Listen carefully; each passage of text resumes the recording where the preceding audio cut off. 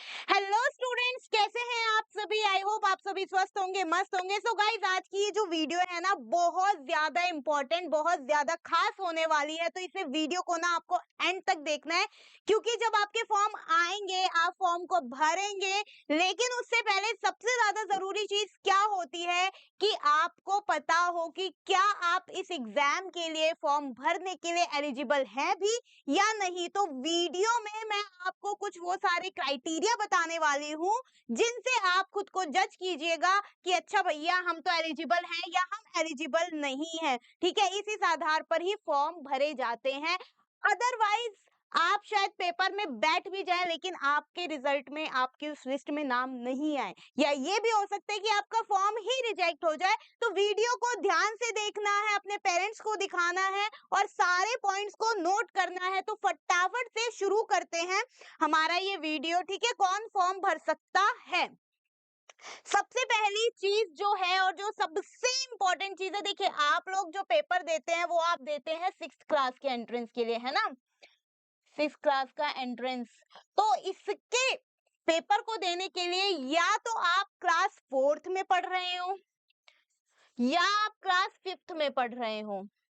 तो इस क्लास के जो बच्चे हैं वही केवल जो है 6th क्लास के एंट्रेंस के पेपर में बैठ सकते हैं। Very important. ठीक है, इसके बाद हम बात करते हैं जो कि सबसे ज्यादा जरूरी बात है, एज लिमिट क्या है। बहुत सारे जो बच्चे हैं ना, यहीं पर आकर उनका जो माथा है चकरा जाता है, नहीं समझ में आता है कि अच्छा इतने साल, इतने साल, कितने साल। तो मैं आपको एक पर्टिकुलर डेट से लेके दूसरी डेट बताऊंगी, उसके अगर बीच में आपकी डेट ऑफ बर्थ है तो इसका मतलब आप एलिजिबल हैं। और वो डेट ऑफ बर्थ क्या है मैं बता देती हूँ। 1 मई 2015 से लेकर, ठीक है, 1 मई 2015 से लेकर 31 जुलाई 2017।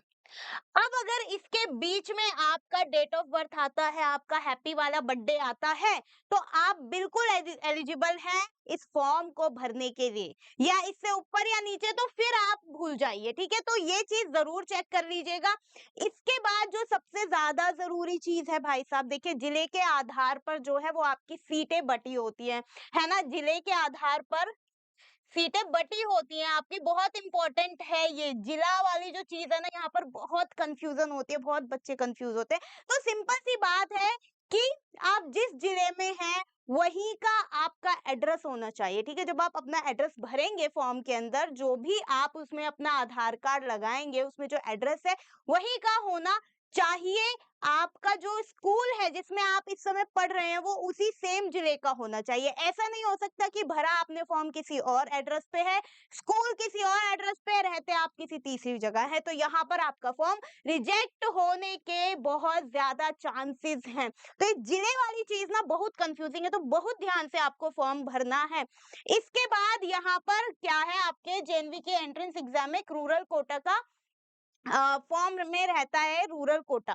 तो इसमें क्या है, रूरल कोटा एक्चुअली है क्या, बेसिकली जो आपका जेएनवी का स्कूल है ना, 75% रूरल से आए हुए बच्चों को सीट निर्धारित करता है। ठीक है, 75% का सीट निर्धारण है यहाँ पर। अब यदि आप का जो स्कूल है वो रूरल एरिया में है और आप रहते अर्बन एरिया में हैं, तो यहाँ पर ना गड़बड़ हो जाएगी। होना क्या चाहिए कि स्कूल भी रूरल एरिया में हो और आपका एड्रेस भी रूरल एरिया ही हो, वरना आपका फॉर्म जो है वो रिजेक्ट हो सकता है। इन छोटी छोटी बातों का जो ध्यान है ना, वो आपको रखना है। क्यों? क्योंकि हम इतनी मेहनत कर रहे हैं, हम रोज पढ़ाई कर रहे हैं, रोज बड़े बड़े सपने देख रहे हैं, और ये छोटी छोटी जो चीजें हैं, जिले की बात हो गई, डेट ऑफ बर्थ हो गया, ठीक है, क्लास हो गई, इसके कारण हम अपने उस सपने पर आंच नहीं आने देंगे। तो आई होप आपको समझ में आ गया होगा। एंड देन अब हम बात करते हैं कि फॉर्म कौन नहीं भर सकता है। ठीक है, कौन नहीं भर सकता है।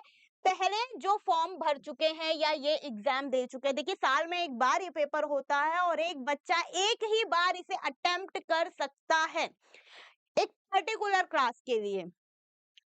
जो दोबारा 5वीं कक्षा पढ़ रहा हो, जो भी रिपीटर्स होते हैं, फेल हो गया है चौथी में या 5वीं में और वो दोबारा से उसको दे रहा है क्लास को, तो वो नहीं भर सकता। सॉरी, रिपीटर्स के लिए ये एग्जाम नहीं है।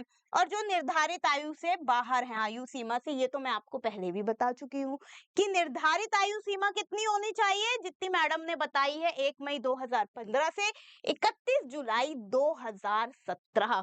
ठीक है बच्चों, तो आई होप आपको ये सारी चीजें क्लियर हो गई होंगी। अब देखिए, जब आप इतनी फॉर्म भरेंगे, इतनी रिसर्च करेंगे, ठीक है, सारी चीजें करेंगे, तो आपको एक सही गाइडेंस की जरूरत है और वो सही गाइडेंस वेदा अकेडमी आपको देता है। तो आपके लिए हम अपने 2 बैच लेके आए हैं, अर्जुना बैच क्लास 6 के लिए और लक्ष्य बैच क्लास 9th वाले बच्चों के लिए। ठीक है, तो आप फटाफट से हमारा बैच ज्वाइन कीजिए, फिर आपको निश्चिंत होकर पढ़ना है, केवल मजे करने हैं, वेदा अकेडमी से जुड़ना है और ऐसी ढेर सारी वीडियो के लिए, ढेर सारी इंफॉर्मेशन के लिए हमारे चैनल को फॉलो करना है। Thank you so much.